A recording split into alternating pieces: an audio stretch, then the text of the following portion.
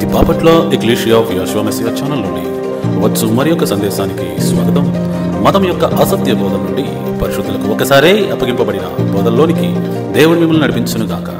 ఈ సందేశం మీకు మీ కుటుంబానికి ఆశీర్వాదకరంగా ఉంటుంది గాక. సువార్త సమయంకు స్వాగతం. లేఖనాల ప్రకారం శుభవార్త యేసు ప్రభువారు చెప్పారు. లేఖనాల ప్రకారం శుభవార్త యేసు ప్రభువారు చెప్పారు. ఆ తర్వాత ఆయన శిష్యులు దాన్ని కంటిన్యూ చేశారు.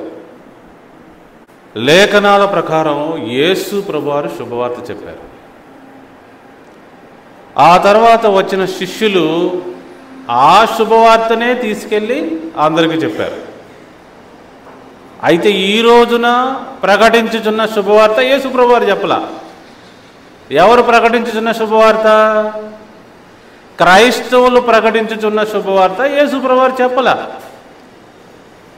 ఆ సంగతి అందరికీ స్పష్టంగా బైబిల్ చదివిన వాళ్ళకి అర్థమవుతుందా? అయితే యేసు ప్రభువారు చెప్పిన శుభవార్త మానవులందరికీ నీతిని ప్రసాదించే శుభవార్త, శాంతిని ప్రసాదించే శుభవార్త, మంచితనాన్ని ప్రసాదించే శుభవార్త, అద్భుతమైన శుభవార్త అది. కానీ ఈ రోజున మనం గమనిస్తే యేసు ప్రభువారు చుట్టూ అల్లిన మతముని గమనిస్తే పరిశుద్ధత లేకుండా, నీతి లేకుండా ఉండటం గమనిస్తూ ఉన్నాం. ఎలానో నేను చెప్తాను. నేను ఆరోపిస్తున్నాను కదా, మరి నేను ఉదాహరణలు చెప్పాలి కదా. ఎలా అంటే ఆ యొక్క జీవితంలో మార్పేమీ కనపడటం లేదు. అదే అసూయ, అదే అహంకారం, అవే దొంగచూపులు, అవే మాటలు, అవే అబద్ధాలు, అదే పేదరికం. యేసు క్రీస్తునందు విశ్వాసం ఉంచిన వారు, ఆయన శుభవార్తని తెలుసుకున్నవారు ఎలా ఉండాలి? మార్పు చెంది ఉండాలి. కానీ ఎలా ఉంటున్నారు? మార్పు లేని విధంగా ఉంటున్నారు. కారణం ఏమని చెప్తున్నాను? యేసు ప్రభువారు చెప్పిన శుభవార్త ఈ క్రైస్తవ మతం చెప్పట్లేదని చెప్తున్నాను. అందుకే వీరిలో ఏ మార్పు రావటం లేదని చెప్తున్నాను. ఐ రిపీట్, యేసు ప్రభువారు చెప్పిన శుభవార్త ఆయన శిష్యులు చెప్పారు. శిష్యులు చెప్పిన శుభవార్త చాలామంది భక్తులు చెప్పారు. కానీ క్రైస్తవ మతం మాత్రం వేరే శుభవార్తను ఎత్తుకుంది. ఆ శుభవార్త వినడం వలన ప్రజలలో మార్పేమి రావటం లేదు. ఎలా చెప్తారండి మీరు మార్పు రావటం లేదంటే? నేను ఎలా చెప్తానంటే అదే జీవితం, మార్పు లేదు. అవే మాటలు, అదే అహంకారం, అదే కుళ్ళు, అదే అసూయ, అదే పరిస్థితి, జీవన పరిస్థితులే మార్చలేదు, లైఫ్ స్టైల్ ఏం మార్చలేదు.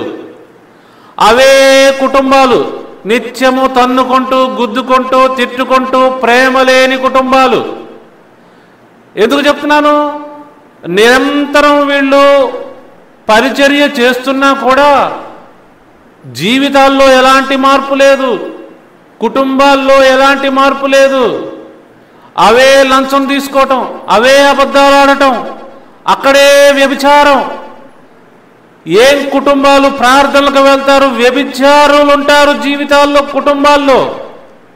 ఎంత భయంకరంగా ఈ సమాజం ఉందంటే ఈవెన్ యేసు ప్రభు చుట్టూ అల్లిన మతంలోకి వెళ్ళినా కూడా ఏ మార్పు లేని జీవితాలు. అది నేను చెప్తుంది. ఏం వింటున్నారు వాళ్ళు, ఏం చెప్తున్నారు, అవి ఏం కుటుంబాలు? పెళ్లికి ముందే లేచిపోవటాలు, పెళ్ళిళ్ళు తర్వాత లేచిపోవటాలు, కుటుంబాల్లో తల్లి ఎక్కడో తండ్రి ఎక్కడో. ఏం భయంకరమైన జీవితాలు. ఎందుకని? యేసు ప్రభువారు చెప్పిన శుభవార్త ఇంకా రీచ్ అవ్వలేదు వాళ్ళకి.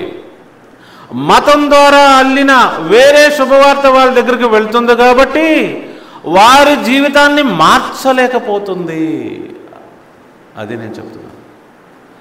4 రూపాయల కోసం ఏ పనైనా చేయడానికి సిద్ధపడే పరిస్థితి ఇంకా ఉంది అంటే వీళ్ళు ఏమి యేసు ప్రభువారు శుభవార్త విన్నట్టు? ఏంటి ఆ జీవితాలు? పక్కనోడిని ద్వేషించే జీవితం అంటే అది ఏం క్రైస్తవత్వం నాకు అర్థం కాదు. పక్కనోడిని చూసి ఏడ్చేవాళ్ళు, పక్కనోడిని చూసి అసూయపడేవాళ్ళు, ఏమి క్రైస్తవ్యం అది? ఇంకా అందుకే దీనికి కారణం ఏంటి? యేసు ప్రభువారు చెప్పిన శుభవార్త శిష్యులు చెప్పారు కానీ, శిష్యులు అక్కడి నుంచి తర్వాత చెప్పిన కొంతమంది భక్తులు చెప్పారే కానీ, ఆ తర్వాత 4వ శతాబ్దంలో వచ్చిన మతం ఉందే, క్రైస్తవ మతం, అక్కడి నుంచి మెసేజ్ మారిపోయిందండి. వేరే మెసేజ్ చెప్పారండి, శుభవార్త చెప్పలేదు. అందుకే మనిషిలో నీతికి స్థానం లేదు. పైకి ఒక మాట, లోపల ఒక మాట, వేషధారణ జీవితం అయిపోయింది. అసూయ, అహంకారం, అనారోగ్యం అండి, మానసిక అనారోగ్యం. మానసిక ఆరోగ్యాలు లేవు ఇక్కడ ఎవరికి. ఎవరైతే అసూయ పడుతున్నారో, ఎవరైతే అహంకారంగా మాట్లాడుతున్నారో వారు మానసికంగా రోగులు, మానసిక రోగులండి వాళ్ళు. కుటుంబం సరిలేదు, పిల్లలు సరిలేరు, భయంకరమైన జీవన విధానం, కాన్సెప్టులు లేవు, సత్యానికి విలువ లేదు జీవితాల్లో. ఎందుకంటే వాళ్ళు మతం చెప్పిన శుభవార్త వినడం వలన, మతం చెప్పిన పండుగలు చేయడం వలన. ఏమండి, మతం పండుగలు చెప్పొద్దు, ఎవరు చేస్తారో తెలుసా? భక్తులు కాదు చేసేది. ఎప్పుడూ గుడికి రారు, వారు చేస్తారండి పండుగలు. గుడికి ఎప్పుడు రారు, బాప్తిస్మం తీసుకోరు, ప్రార్థన చేయరు, పాటలు పాడరు. వీళ్ళు పండగ చేసేది, యేసుక్రీస్తు పండగ చేసేది వీళ్ళ? దేవునితో సంబంధం లేని వాళ్ళ పండగలు చేసేది? ఎవరండి పండగలు చేయాల్సింది? అట్లీస్ట్ దేవుని వాక్యం చదువుతూ, దేవుని సన్నిధికి వెళ్తూ, దేవుని యొక్క పాటలు పాడుతూ, ఆయన్ని ఆరాధిస్తూ అలా ఉండేవాళ్ళు ఎవరిని పండగ చేసిన ఒక అర్థం ఉంది. కానీ దేవునితో సంబంధం లేదు, పండుగ వచ్చేసరికి వస్తారండి వీళ్ళు. ఎందుకు? వీళ్ళు అసలు పండుగ చేసుకోవడానికి. వీళ్ళ పండుగ వీళ్ళు చేసుకోవాలిగా. పండగ పేరుతో వీరు చేస్తున్న పండగ ఎలాంటిదో చూడండి, అర్థం చేసుకోండి. అమాయకులైన ప్రజల్ని మోసం చేస్తూ, వాళ్ళ దగ్గర నుంచి డబ్బులు చందాల ద్వారా గుంజుకుంటూ పండగలు చేయటం పండగేనా అని అడుగుతున్నాను నేను. దీని అంతటికీ కారణం ఏమని చెప్తున్నాను నేను? యేసు ప్రభువారు చెప్పిన శుభవార్త వీళ్ళ దగ్గరికి చేరలేదండి. యేసు ప్రభువారు చెప్పిన శుభవార్త ఆ శిలువ మీద ఉన్న దొంగకు అర్థమైందే కానీ ఈనాటి క్రైస్తవ మతస్థులకు అర్థం కావట్లా. అర్థమైన ఈ శిలువ మీద ఉన్న దొంగ ఏమన్నాడు తెలుసా? ఓ ప్రభువా, నీ రాజ్యముతో వచ్చినప్పుడు నన్ను జ్ఞాపకం చేసుకో, నీ రాజ్యంలో నేను ఉండాలా, నీ రాజ్యంలో నేను ఉండాలా అని అడుగుతున్నాడు. నికోదేమో ఒక బోధకుడు, తనకి అర్థం కాలా. యేసు ప్రభువారి దగ్గరికి వచ్చి, అయ్యా నువ్వు చెప్పేది బాగుంది కానీ నాకు అర్థం కాలేదు, ఆ రాజ్యంలో ఎలా ప్రవేశించాలో చెప్తావా అని అడిగితే, ఒకడు నీటి మూలంగా ఆత్మ మూలంగా జన్మించితే కానీ వాడు దేవుని రాజ్యము చేరలేడని యేసు ప్రభువారు స్పష్టంగా చెప్పలేదా? ఈనాటి ఈ క్రైస్తవ సమాజాన్ని నేను అడుగుతున్నా, యేసు ప్రభువారు చెప్పిన శుభవార్త 4 పుస్తకాల్లో క్లియర్గా ఉంటే నీవు చెప్పే శుభవార్త ఎవరు చెప్పారు? ఎక్కడి నుంచి అప్పు తెచ్చుకున్నావు? అందుకే నీ జీవితంలో ఏ మార్పు లేదు. ఎక్కడ వేసిన గొంగరి అక్కడే. శారీరక ఆరోగ్యం లేదు, మానసిక ఆరోగ్యం లేదు, నీ పిల్లలు బాగుపడలేదు, ఉద్యోగాలు లేవు, చదువు లేదు, అసలు అభివృద్ధే లేదు. అదేమన్నంటే ఏదో విధంగా పాస్ అయ్యి, ఏదో విధంగా లంచంతో ఉద్యోగాలు కొనుక్కొని, ఇదే అభివృద్ధి ప్రభువారు చెప్తున్న అభివృద్ధి? నో, ఇది అభివృద్ధి కాదు. ప్రభువారు చెప్తున్న అభివృద్ధి వేరు. ప్రభువారు చెప్పిన అభివృద్ధి ఏంటంటే నీతి, న్యాయం, శాంతి, సమాధానం, మనశ్శాంతి, వీటితో ముడిపడి ఉంటుంది. ఇవి లేకుండా నువ్వు ఎంత ఎత్తు ఎదిగినా, ఇవి లేకుండా నువ్వు ఎంత సంపాదించినా నువ్వు ఇంకా పేదవాడివే, నువ్వు ఇంకా పాపాత్ముడివే. యేసుప్రభువారి ఉపమానం మీకు తెలీదా? ఒక వ్యక్తి బాగా పంట పండించుకున్నాడు. నా ప్రాణమా తినుము, తాగుము, సుఖించము అనుకుంటున్నాడు. ఆస్తే అభివృద్ధి అనుకుంటున్నాడు. ప్రభువారు అంటున్నాడు, ఈరోజే నీ ప్రాణము వీళ్ళు అడుగుతున్నారు, ఇప్పుడు ఏం చేస్తావు? ఇప్పుడు నీ ఆస్తి ఎవరికి చెందుతుంది అని ప్రభువారు అడుగుతున్నారు. ఆస్తి కాదండి అభివృద్ధి, నీ మానసిక పరిపక్వతే అసలైన అభివృద్ధి.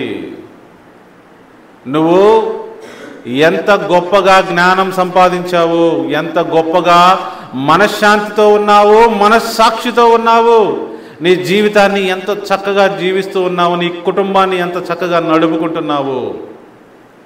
ఇది తెలియకుండా, ఇది అర్థం చేసుకోకుండా ఎవరో భోజనాలు పెడుతున్నారని ప్రార్థనకి వెళ్తే నీకు భోజనం ఇష్టమా, దేవుని వాక్యం ఇష్టమా?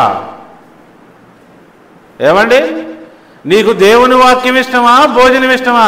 నేను వాళ్ళని అడుగుతున్నా, భోజనం పెట్టడం మానేయండి. ఎంతమంది వస్తారు చూడండి. నేను వాళ్ళకు చెప్తున్నా, మీరు భోజనాలు పెడతాం మానేయండి. నిజంగా వాక్యం కోసం వచ్చేవాళ్ళు ఎంతమంది ఉన్నారు మీకు తెలిసిపోద్ది. ప్రియ దేవుని బిడ్డలారా, ఆలోచించండి. దేవుని మార్గము సత్య మార్గము, నీతి మార్గము, అది ఆరోగ్యకరమైన మార్గము. అందులో మోసానికి తావు లేదు, అందులో ఎటువంటి అబద్ధము లేదు. అర్థమవుతుందా నేను చెప్పేది? అందుకే నిజమైన శుభవార్తని వినాలండి. నిజమైన శుభవార్తను విన్నప్పుడే నీ జీవితంలో ఏదన్నా చిగురించుద్ది మార్పు. అప్పటి వరకు ఈ గోలే, పైన పటారం లోన లొటారం, అంతే జీవితం. పైకి భక్తి గలవారి వలె ఉండి లోపలంతా కృషించిపోతూ కుళ్ళిపోతూ ఉంటారండి. నిజానికి అక్కడ భక్తి ఫలం ఏమి లేదు, ఫలితం లేదు, ఫలము లేకుండా ఉంటారు వీళ్ళు. నిత్యము ప్రార్థనలు, యాచనలు అన్నీ చేస్తూ కూడా జీవితంలో ఫలితం లేదు, ఫలము లేదు. ముఖం మీద కళ లేదండి, ముఖంలో కళ లేదు, జీవకళ ఉండదు. ముఖంలో కళ ఉండాలండి, జీవకళ. అది ప్రభువారి యొక్క పరిశుద్ధాత్మ శక్తి చేత వస్తుందండి. అప్పుడు నిజముగా దేవుని బిడ్డ అన్నట్టు అంట. ఏమంటాడు దేవుని బిడ్డ? బ్రతుకుట క్రీస్తే, చావైతే లాభము. భయం లేదండి వాళ్ళకి. నిజమైన దేవుని బిడ్డలకి నిత్యం ప్రార్థనలు, నిత్యం పండగలు, ఎన్నెన్నో నెలలు పండగలు చేస్తున్నారు. మీ జీవితాల్లో మార్పు ఉందా అని అడుగుతున్నా నేను. నీ జీవితాల్లో మార్పు ఉందా? భర్త ఎక్కడా, భార్య ఎక్కడా, పిల్లలు ఎక్కడా, నీతేది? అదే కుళ్ళు, అదే అహంకారం, అదే స్వార్థం, అవే అబద్ధాలే కదా అక్కడ ఉంది. దీనికి కారణం ఏంటో నేను ఈరోజు చెప్తున్నాను.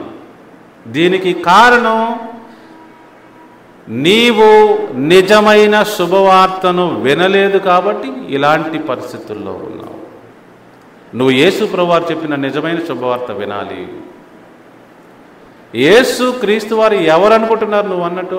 ఆయన దేవుడై ఉండి ఇక్కడికి వచ్చాడు అనుకుంటున్నారు చాలామంది. లేదే, ఆయన దేవుని కుమారుడై ఉండి ఇక్కడికి వచ్చాడు. ఏమండి, దేవుని కుమారుడు అయ్యుండి ఇక్కడికి వచ్చాడు.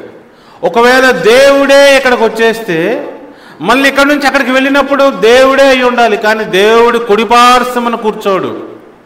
ఆ విషయం గుర్తుపెట్టుకోవాలి. కామన్ సెన్స్, సత్యాన్ని అర్థం చేసుకునే విచక్షణ, ఆ విద్య లేకపోతే ఏ బురుడిగాడైనా నిన్ను మోసం చేస్తాడు.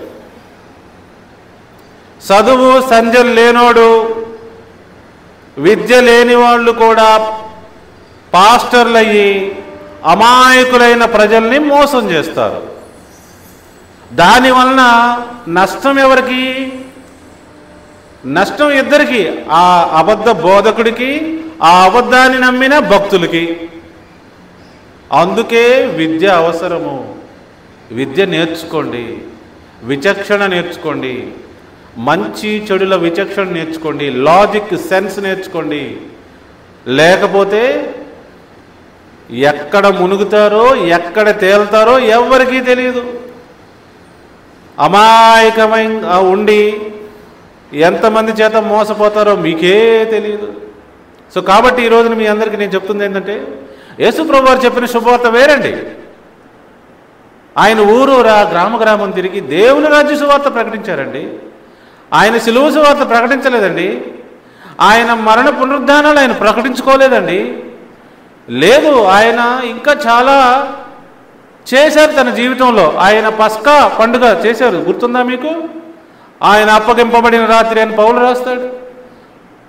తాను అప్పగింపబడిన రాత్రి పస్కా పండుగ చేశాడు.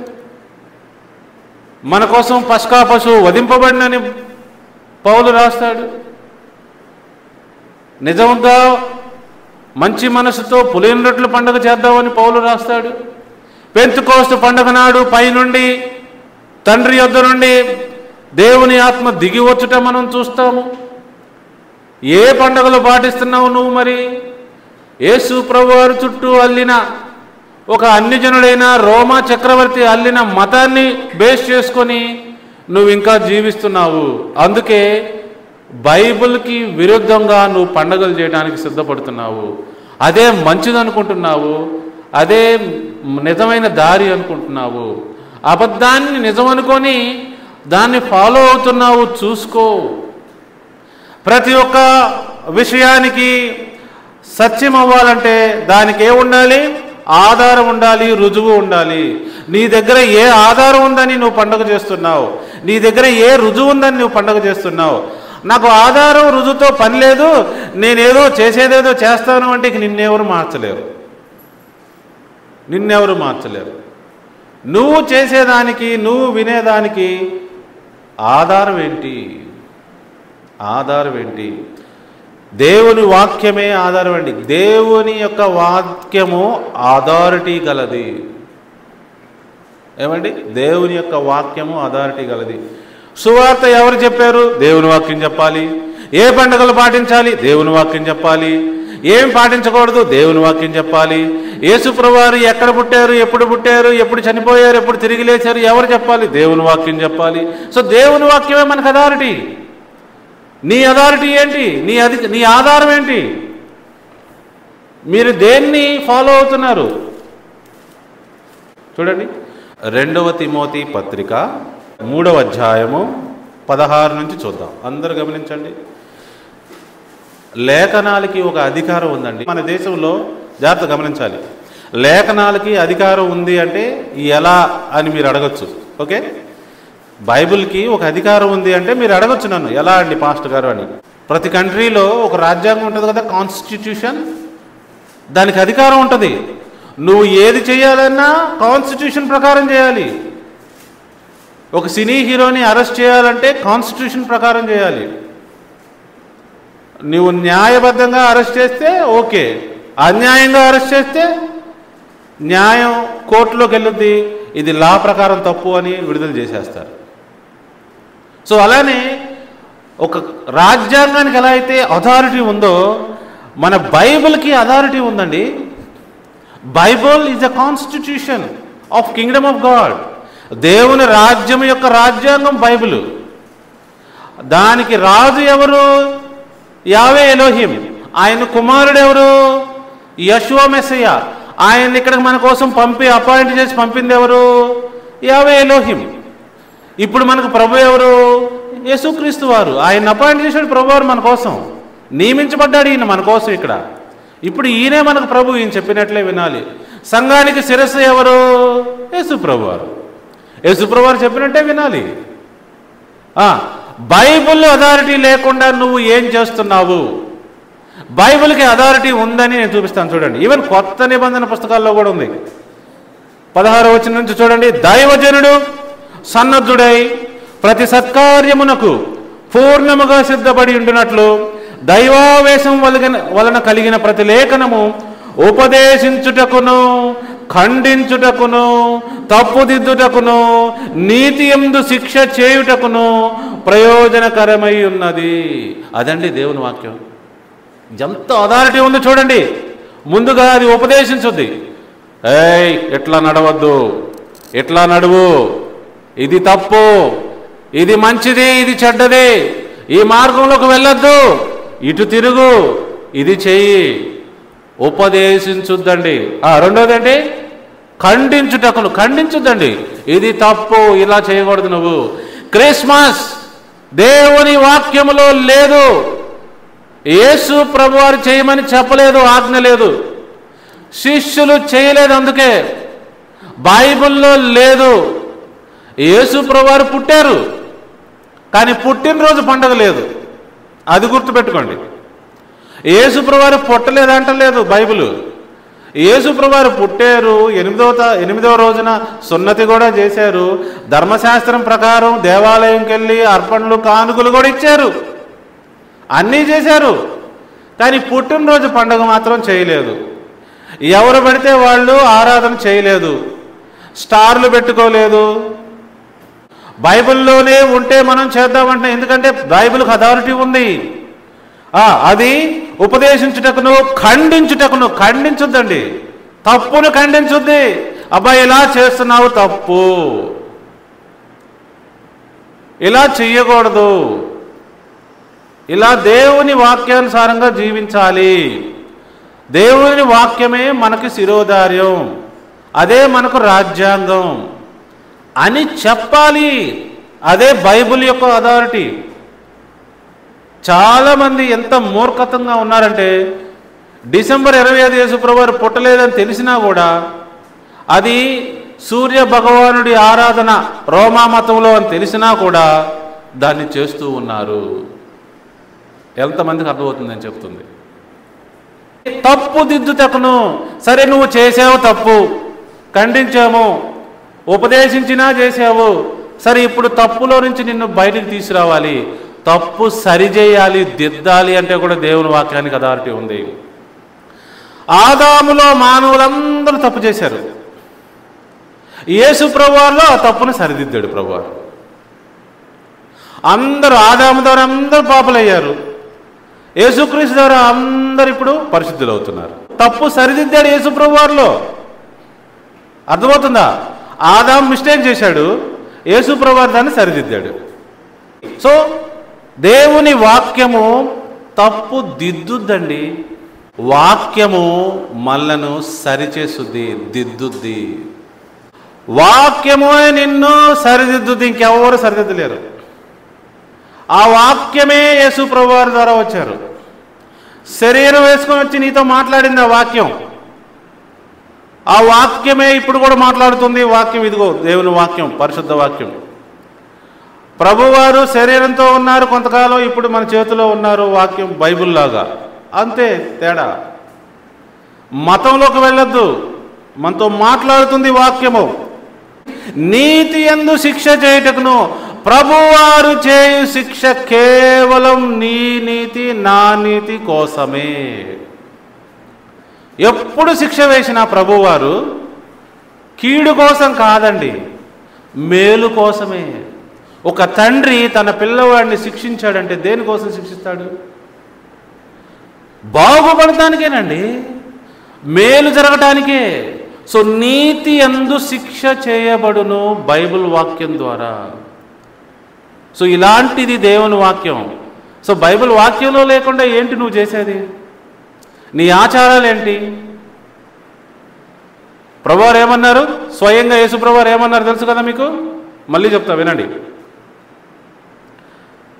మీరు దేవుని లేఖనాల్లో లేనివి పాటిస్తూ, మానవులు కల్పించిన పద్ధతులు, ఆచారాలు, పండుగలు పాటిస్తూ నన్ను వ్యర్థముగా ఆరాధించుచున్నారు అని యేసుప్రభువారు స్వయంగా అన్నారు.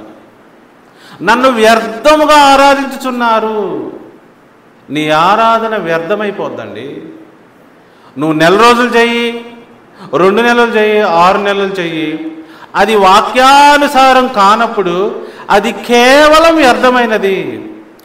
నీకు బ్యూటిఫుల్ టోన్ ఉండొచ్చు, మంచి లిరిక్స్ కూడా ఉండొచ్చు, మంచి మ్యూజిక్ కూడా ఉండొచ్చు, చాలా గ్రాండ్గా నువ్వు ప్రోగ్రాం పెట్టచ్చు, ఏదైనా చెయ్యి, కేవలం అది నువ్వు వ్యర్థముగా ఆరాధిస్తున్నావు వాక్యానుసారం కాకపోతే.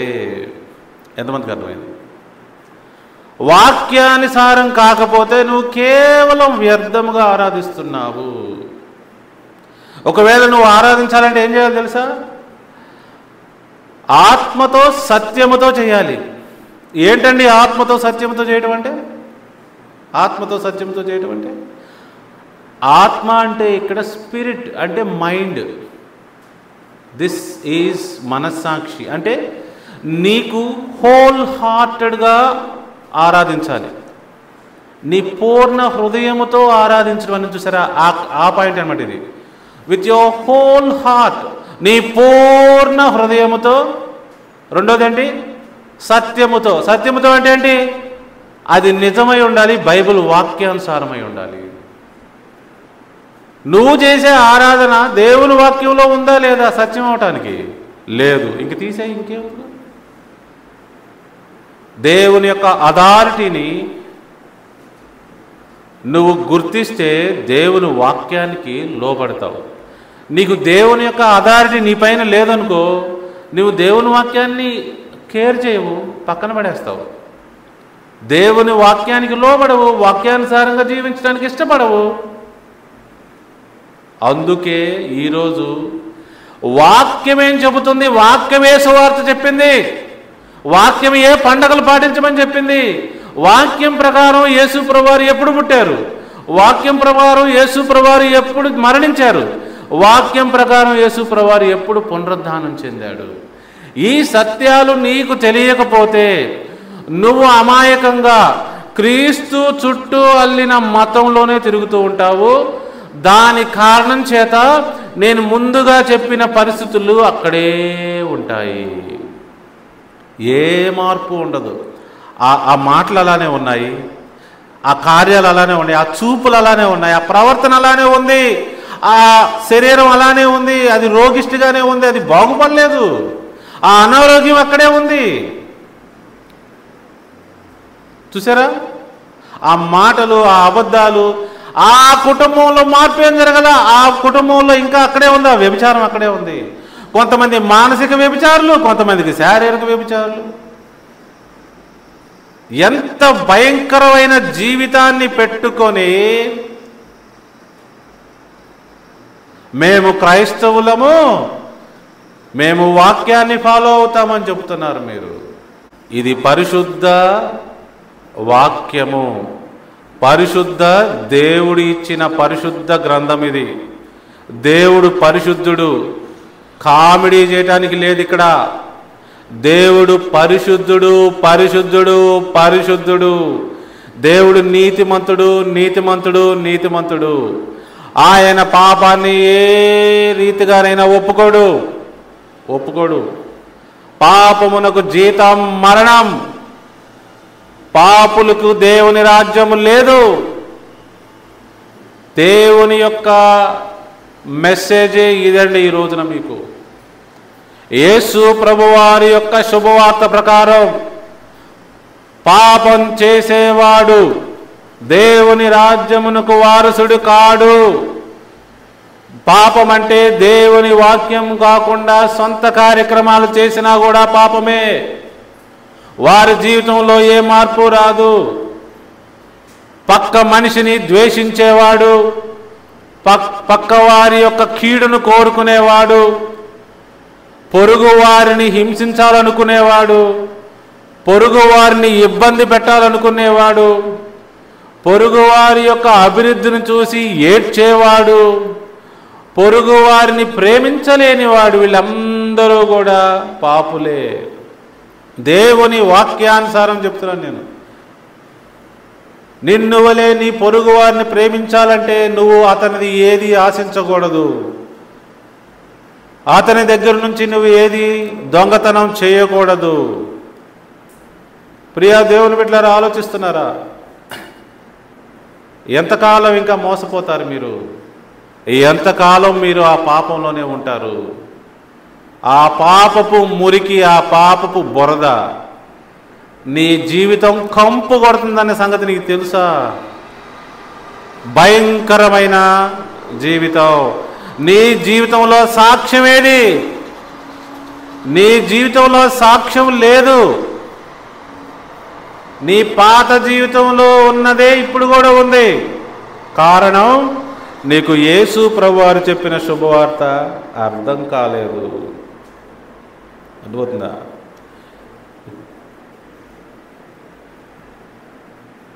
జాగ్రత్తగా ఆలోచించాలి ప్రియా దేవుని బిడ్డలారా.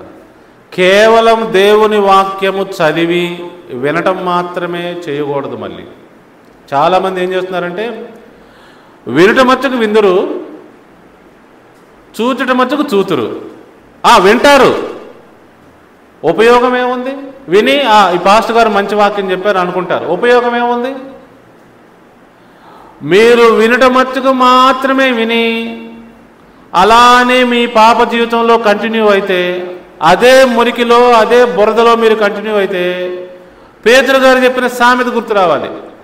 ఒకడు తన సహజ ముఖమును అద్దంలో చూసుకొని పక్కకు పోయి వాడు ఎలాంటి వాడో, తన ముఖం ఎలాంటిదో మర్చిపోయే వాడిని పోలి ఉన్నది. వింటారండి, చాలామంది వింటారు, ఏం లాభం? ఉపయోగం లేదు, జీవితంలో అప్లై చేయలేరు. అది అర్థం కాదు, అది సబ్జెక్టు. అది స్కూల్లో కూడా చదువుకునే కేవలం సూత్రాలే. You are learning mathematical formulas, rules. You are learning physical formulas, rules. You are learning chemical formulas, rules. All you are learning are principles or rules of something. Even in the education, general education. ఎక్కడికి వెళ్ళినా మీరు ITI చేరినా కూడా అక్కడ ఏం నేర్పుతున్నారు? Rules. If you are learning language నేర్చుకుంటుంటే కూడా ఏం నేర్చుకుంటున్నారు? రూల్స్. ఇట్స్ కాల్డ్ గ్రామర్, వ్యాకరణం అంటారు తెలుగులో. నువ్వు అక్కడ కూడా రూల్సే నేర్చుకుంటున్నావు. ఇంగ్లీష్లో ఈ మాటని ఎలా పలకాలి, తెలుగులో ఈ మాటని ఎలా పలకాలి, that is also a principle, language principle. So దేవుని వాక్యంలో ఉన్న విషయం ఏంటి? ఇప్పుడు యేసు ప్రభువారు చెప్పిన విషయం ఏంటి? ప్రిన్సిపల్, సూత్రాలు, నియమాలు. ఇవి మనం అర్థం చేసుకోవాలి. సో దేవుని వాక్యం కేవలం వినటం మాత్రమే చేస్తే ఉపయోగం ఉండదని మాత్రం మనం చేస్తున్నాం. వినటం కాదు, దాని ప్రకారం నువ్వు ప్రవర్తించాలి, జీవించాలి. అప్పుడే ఏమైనా ఉపయోగం ఉంటుంది. గత వారం విషయానికి కొంచెం యాడ్ చేస్తూ ముందుకెళ్తాను. కొన్ని వాక్య భాగాలు మీకు చూపిస్తాను. రైట్? సందర్భాన్ని మీకు పరిచయం చేస్తాను. చూడండి, యేసు ప్రభువారు కానీ శిష్యులు కానీ ఏదన్నా చెప్పాలని ట్రై చేస్తే వారు దేవుని వాక్యం దగ్గరికే వెళ్ళారు. ఇప్పుడు నేను దేవుని వాక్యం గురించే కదా చెప్పింది. వారు కూడా దేవుని వాక్యం దగ్గరికే వెళ్ళారు. యేసు ప్రభువారు ఎప్పుడన్నా ఏదైనా చెప్పడానికి ట్రై చేశాడు అనుకోండి, లేకపోతే ఎవరన్నా ఏదైనా ప్రశ్న అడిగారు అనుకోండి, ధర్మశాస్త్రంలో ఏం రాయబడి ఉన్నది? కొంతమంది వచ్చారు,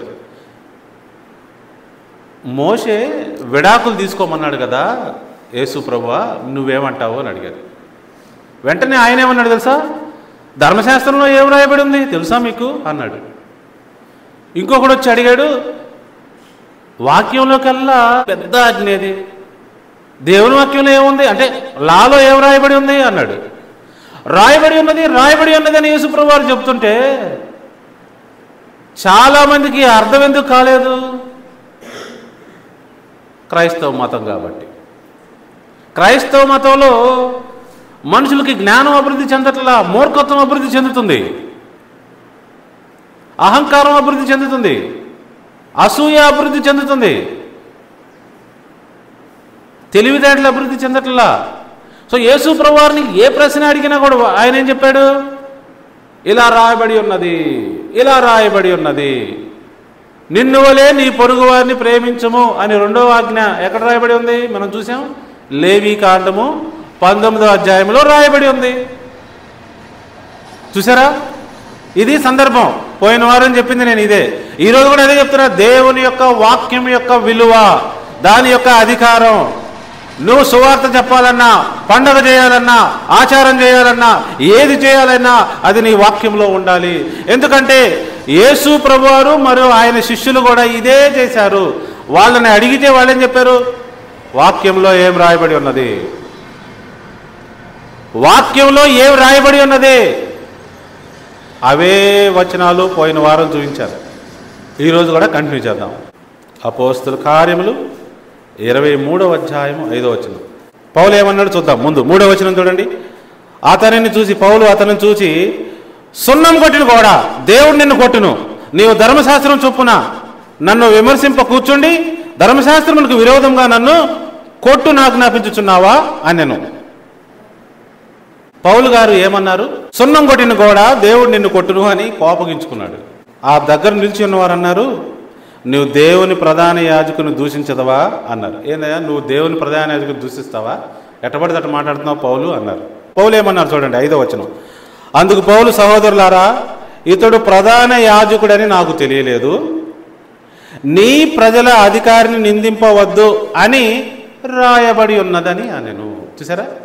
కరెక్టే, ప్రజల అధికారిని నిందించవద్దు అని ధర్మశాస్త్రంలో రాయబడి ఉంది, కాబట్టి నేను అలా అనకూడదు అంటున్నాడు అనమాట. దేవుని వాక్యానికి మాత్రమే అథారిటీ ఉన్నదని చెప్పడానికి నేను ట్రై చేస్తున్నా. మీరు యేసు ప్రభువారు చెప్పిన శుభవార్త ఏంటో తెలుసుకోవాలంటే దేవుని వాక్యంలో గమనించాలి. మీరు యేసు ప్రభువారు చెప్పిన శుభవార్తను అర్థం చేసుకోవాలంటే దేవుని వాక్యంలో గమనించాలి. మనం ఏ పండుగలు పాటించాలి తెలుసుకోవాలంటే దేవుని వాక్యం నుంచే గమనించాలి. దీనికి అథారిటీ ఉన్నది. ఇది కాన్స్టిట్యూషన్, ఇది పరలోక రాజ్యం యొక్క రాజ్యాంగము. దీని ప్రకారం మనం నడుచుకోవాలి. కాబట్టి భక్తులు అంటే శిష్యులు కానీ యేసు ప్రభువారు కానీ ఏమి చెప్పినా కూడా ఏం చెప్పారు? ఎలా రాయబడి ఉంటే అలా చేద్దామన్నారు. ఇలా రాయబడి ఉంది కాబట్టి ఇలానే చేద్దాం. ఏ విషయంకైనా సరే ఇలానే రాయబడింది అని భక్తులు చెప్పారు. రోమీయులకు రాసిన పత్రిక 1వ అధ్యాయము 17వ వచనం. నీతిమంతుడు విశ్వాస మూలముగా జీవించునని రాయబడిన ప్రకారము. ఎక్కడ రాయబడిందండి? ఎప్పుడైనా సరే మీరు రాయబడిన ప్రకారము అని వింటే, రాయబడి ఉన్నది అని వింటే ఎక్కడ రాయబడినట్టు? ధర్మశాస్త్రంలో రాయబడినట్టు. రోమీయులకు రాసిన పత్రిక 1వ అధ్యాయము 17వ వచనం చదివాను నేను. 2వ అధ్యాయం 24వ వచనంలోకి రండి. రాయబడిన ప్రకారము మిమ్మును బట్టియే కదా దేవుని నామము అన్యజనుల మధ్యను దూషింపబడుచున్నది. ఈ రోజున ఇది చాలా యాప్ట్ వచనం అండి. యూట్యూబ్లో నేను గమనిస్తూ ఉన్నాను. హిందువులు కానీ, ముస్లిమ్స్ కానీ, వేరే మతస్థులు కానీ, నాస్తికులు కానీ బైబిల్ని దూషిస్తూ ఉన్నారు. బైబిల్లో ఉన్న వ్యక్తులను దూషిస్తూ ఉన్నారు. దేవుని నామానికి అవమానం కలుగజేస్తూ ఉన్నారు. కారణం ఎవరు చెప్పండి? ఈనాటి మతము, యేసుక్రీస్తు చుట్టూ అల్లిన మత బోధకులే, మత విశ్వాసులే. వీరిని బట్టే బయట వాళ్ళు చాలా మంది దూషిస్తూ ఉన్నారు. యేసు ప్రభువారిని దూషిస్తూ ఉన్నారు, ఆయన పుట్టుకను దూషిస్తూ ఉన్నారు, ఆయన మరణాన్ని దూషిస్తూ ఉన్నారు, ఆయన తల్లిని దూషిస్తూ ఉన్నారు. ఎందుకు? వీళ్ళ బోధన లాంటివి, వీళ్ళ పరిచర్య ఎలా ఉన్నది. మిమ్మల్ని బట్టే కదా దేవుని నామానికి అవమానం వస్తుంది అంటున్నాడు పౌలు. చూడండి ఎంత మాట అన్నాడు. నెక్స్ట్ వచనం 3వ అధ్యాయము 4వ వచనం. నీ మాటలలో నీవు నీతిమంతుడిగా తీర్చబడినట్లును, నీవు వ్యాజ్యమాడినప్పుడు గెలిచినట్లును అని రాయబడిన ప్రకారము. చూసారా ఎక్కడ రాయబడింది? దేవుని యొక్క ధర్మశాస్త్రములో. 3వ అధ్యాయము 10వ వచనం.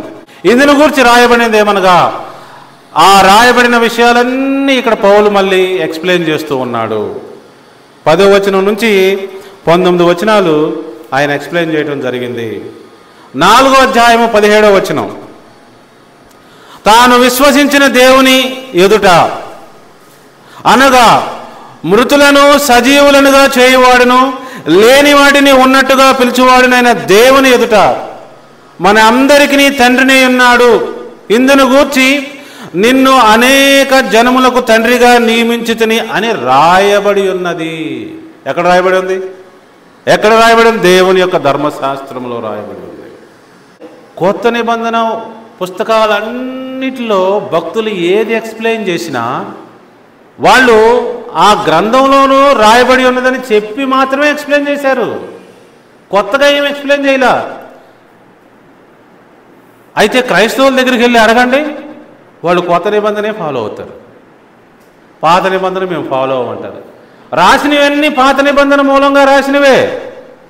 మనం చదివితే, విద్య వస్తే, జ్ఞానం ఉంటే చదివితే అర్థమవుతుంది. అందుకే దేవుని వాక్యము చాలా అథారిటేటివ్ అని చెప్తున్నాను నేను. దేవుని వాక్యం ప్రకారం బుద్ధిమంతులం కావాలి మనం. దేవుని వాక్యంలో ప్రిన్సిపల్స్ ఉన్నవి. మతంలో చెప్పే శుభవార్త మనిషిని మార్పు చేయలేదని మాత్రం నాకు తెలుసు. అయితే ఎలా మార్పు తెప్పించగలదో తెలుసా? దేవుని వాక్యంలో యేసుప్రభువు వారు చెప్పింది సూత్రాలు, వాటిని ఫాలో అయితేనే మార్పు వస్తుంది.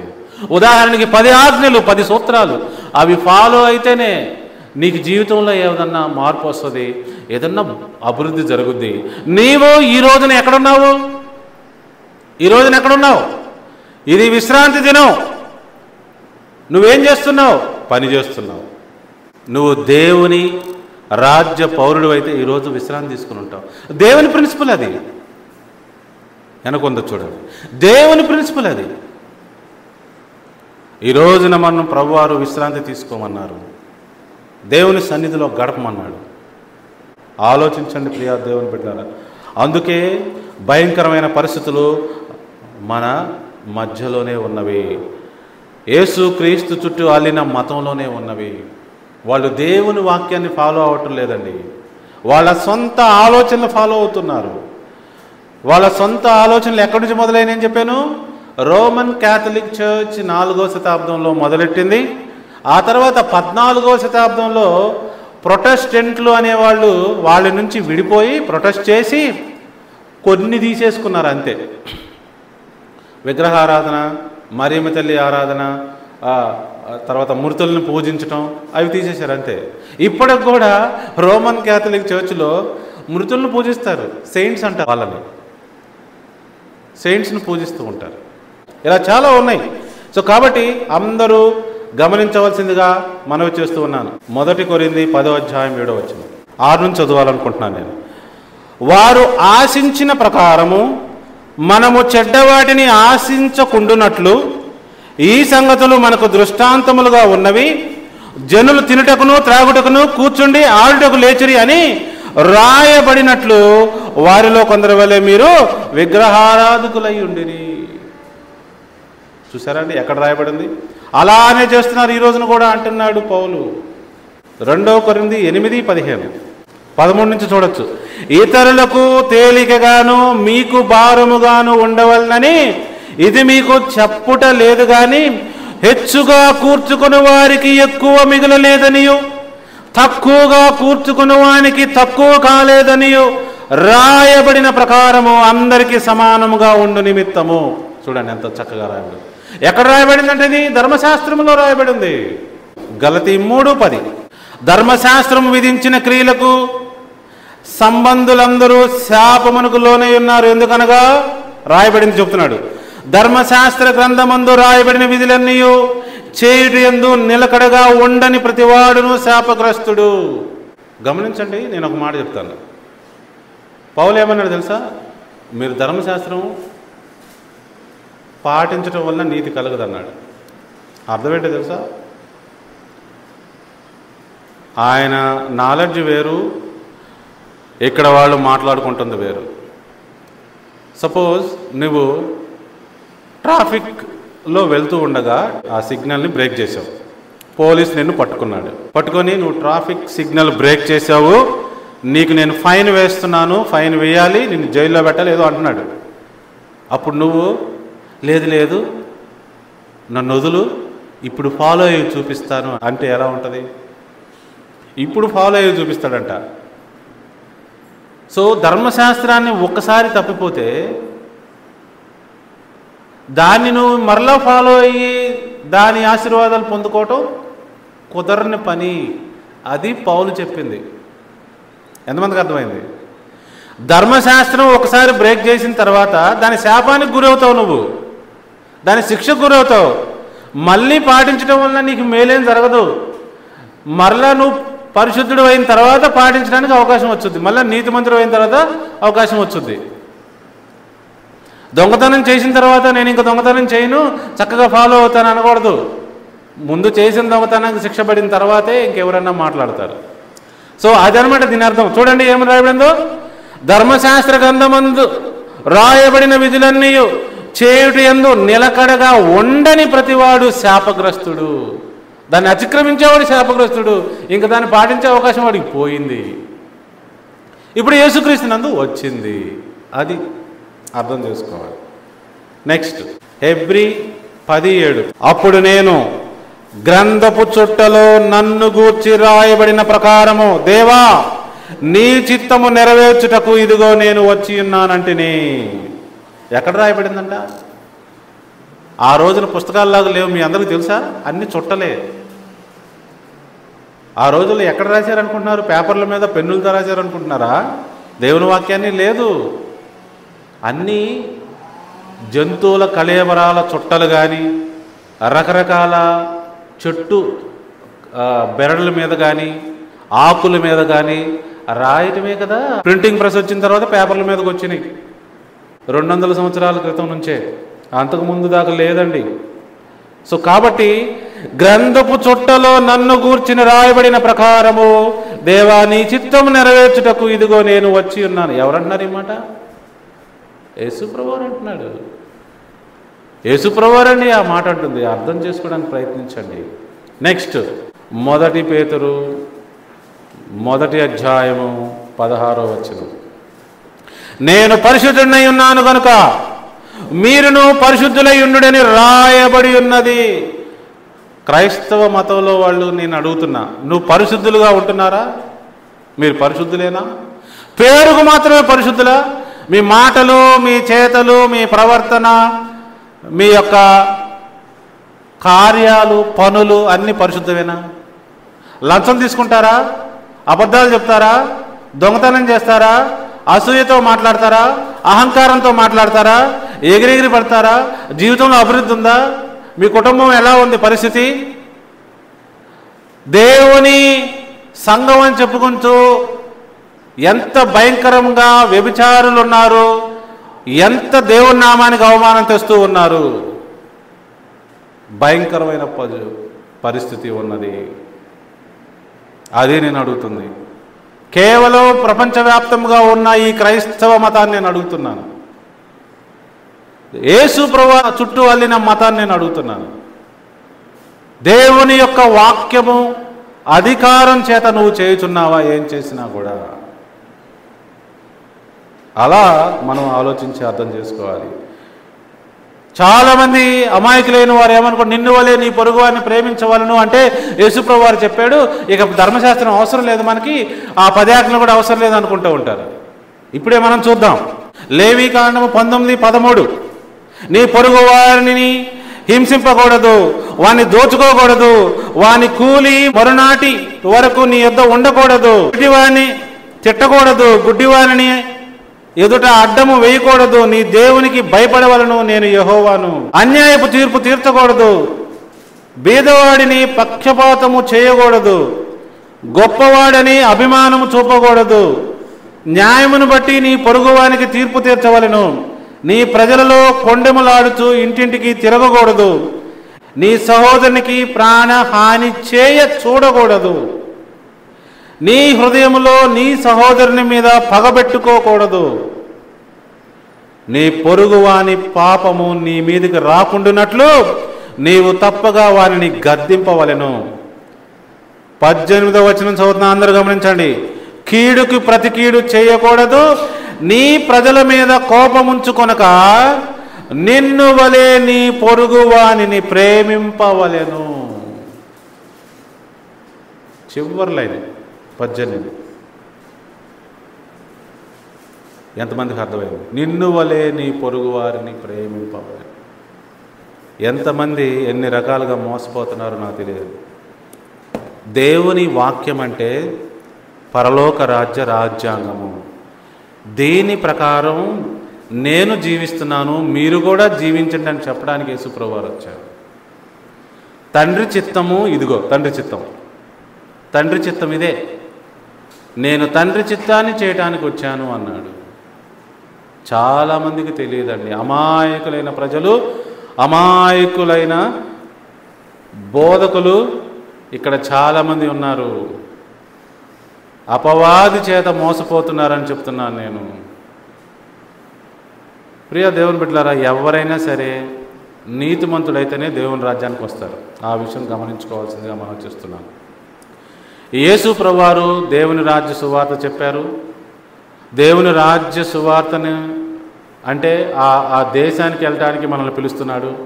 ఆ దేశంలో పౌరులు మనం అవ్వాలంటే ఏమవ్వాలి? ముందు ఆ దేశ పౌరసత్వం మనం సంపాదించాలి. ఆ పౌరసత్వం సంపాదించాలంటే దానికి సంబంధించినవన్నీ నేర్చుకోవాలి. అదే మారు మనసు. ముందు అక్కడికి వెళ్ళాలంటే ఒక ఎలిజిబిలిటీ ఉండాలి. అది నీతిమంతుడు అవ్వాలి. అది యేసు ప్రభువారు పాప పరిహారార్థ బలి ద్వారా చేశారు. ఆ తర్వాత లోపలికి వెళ్తూ ఉండగానే మీకు పరిశుద్ధాత్మ శక్తి ఇవ్వబడుతుంది.